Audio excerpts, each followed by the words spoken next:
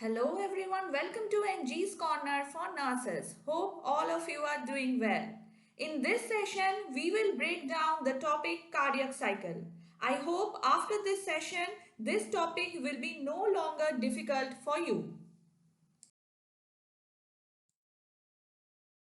In this video, we will review the blood flow within the heart.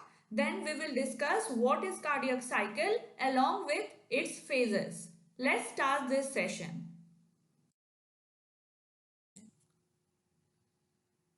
Before going to the main topic, let's review blood flow within the heart. We all know there are four chambers in the heart: right atrium, right ventricle and left ventricle. Blood enters the heart through two large veins, the inferior and superior vena cava, emptying oxygen poor blood from the body into the right atrium. So right atrium receiving poor oxygenated blood from all over the body through superior vena cava and inferior vena cava. As the atrium contracts, blood flows from right atrium into right ventricle through the open tricuspid valve. When the ventricle is full, the tricuspid valve shuts. This prevents blood from flowing backward into the atria while the ventricle contracts. As the ventricle contracts, blood leaves the heart through the pulmonic valve into the pulmonary artery and to the lungs where it is oxygenated. Next, coming to the left side of the heart, the now oxygen-rich blood travels through four pulmonary veins and into the left atrium.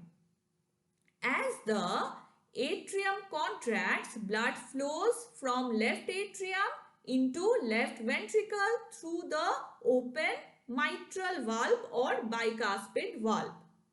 When the ventricle is full, the mitral valve shuts. This prevents blood from flowing backward into the atrium while the ventricle contracts. As the ventricle contracts, blood leaves the heart through the aortic valve into the aorta and to the body. This cycle is repeated with every heartbeat.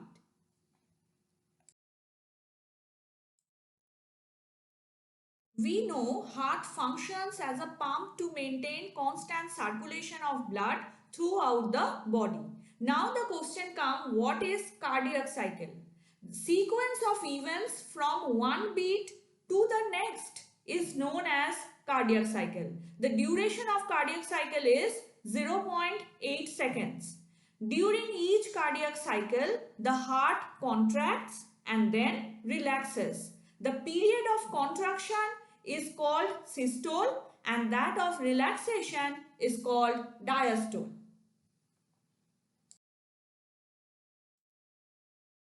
Before going to the phases of cardiac cycle, there are some points that we have to keep in our mind. First is, what is diastole? The phase of the heartbeat when the heart muscle relaxes and allows the chambers to fill with blood. Okay, this is diastole. Next, coming to systole.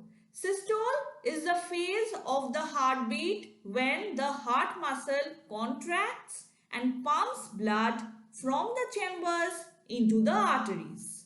Okay, next, during diastole, all four cardiac chambers relaxes. We know that and receive blood. During systole, cardiac chambers contracts. But atria and ventricles contract at different times but relaxes at the same time. That we have to keep in our mind. Next, coming to the phases of cardiac cycle. Let's discuss each phase in details. At the beginning of the cardiac cycle, both the atria and ventricles are relaxed. That means they are in diastole phase. Blood is flowing into the right atrium from the superior and inferior vena cava and coronary sinus, and blood flows into the left atrium from the four pulmonary veins.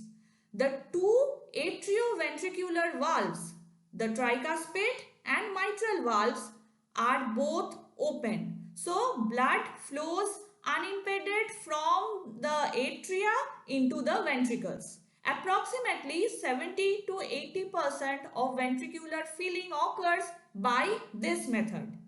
The two semilunar valves in this phase, the pulmonary and aortic valves, are closed, preventing backflow of blood into the right and left ventricles from the pulmonary trunk on the right and the aorta on the left. Next, coming to atrial systole and diastole. The atrial muscles contract from the superior portion of the atria towards the atrioventricular septum. Pressure rises within the atria and blood is pumped into the ventricles through the open atrioventricular valves. That means through tricuspid valve and through mitral or bicuspid valve.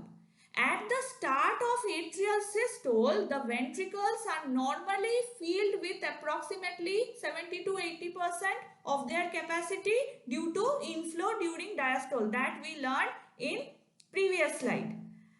Atrial contraction, also referred to as the atrial kick, contributes the remaining 20 to 30% of filling, and atrial systole ends prior to ventricular systole as the atrial muscle returns to diastole.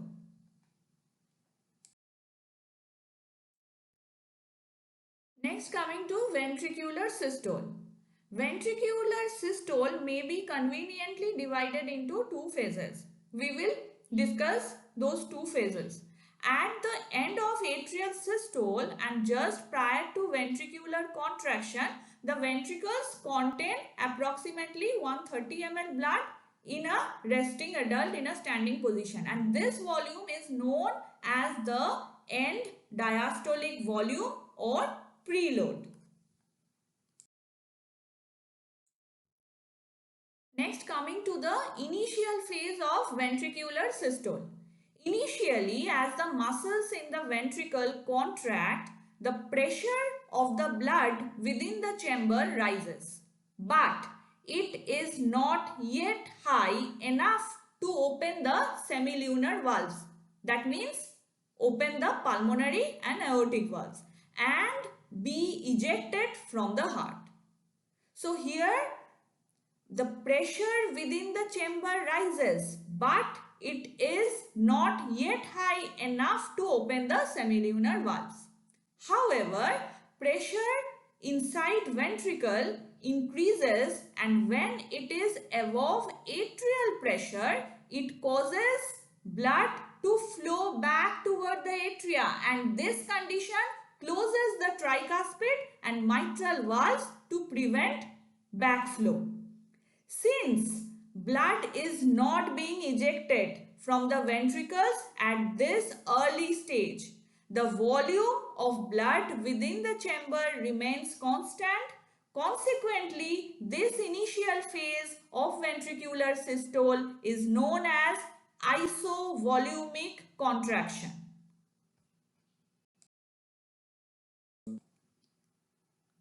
Next, coming to the second phase of ventricular systole. This phase is also known as ventricular ejection phase. In this phase, the contraction of the ventricular muscle has raised the pressure within the ventricle to the point that it is greater than the pressures in the pulmonary trunk and the aorta. And in this situation, blood is pumped from the heart, pushing open the pulmonary and aortic semilunar valves. Pressure generated by the left ventricle will be appreciably greater than the pressure generated by the right ventricle, since the existing pressure in the aorta will be so much higher. Nevertheless, both ventricles pump the same amount of blood, and this quantity is referred to as stroke volume. We know that. And stroke volume will normally be in the range of 70 to 80 ml. Since ventricular systole began with an end diastolic volume of approximately 130 ml of blood and the stroke volume is 70 to 80 ml.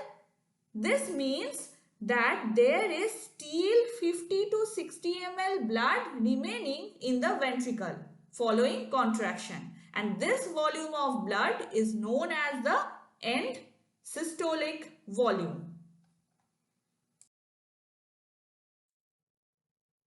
Next, coming to the early phase of ventricular diastole. As the ventricular muscle relaxes, pressure on the remaining blood within the ventricle begins to fall. When pressure within the ventricles drops below pressure in both the pulmonary trunk and the aorta, blood flows back toward the heart, and in this condition, the semilunar valves close to prevent backflow into the heart.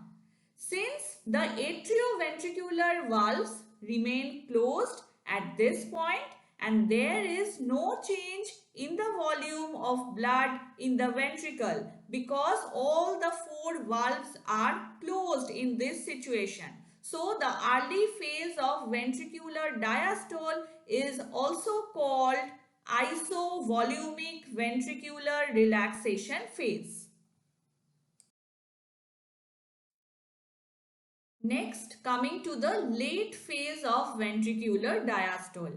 As the ventricular muscle relaxes, pressure on the blood within the ventricles drops even further.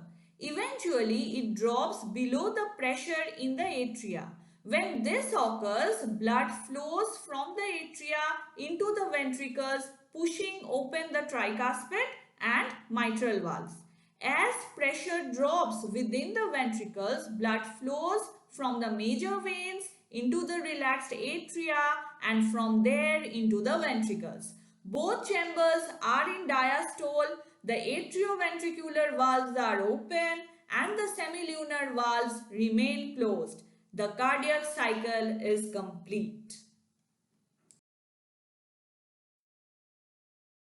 We already learned that the duration of cardiac cycle is 0.8 seconds. In atrial cycle, the atrial systole takes 0.1 second, atrial diastole takes 0.7 seconds. In ventricular cycle, ventricular systole takes 0.3 seconds and ventricular diastole takes 0.5 seconds. If this content is useful for you, then please put a like and share it with others.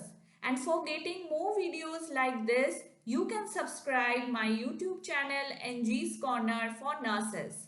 And for any queries or any suggestions, you are most welcome to comment. Thank you for listening.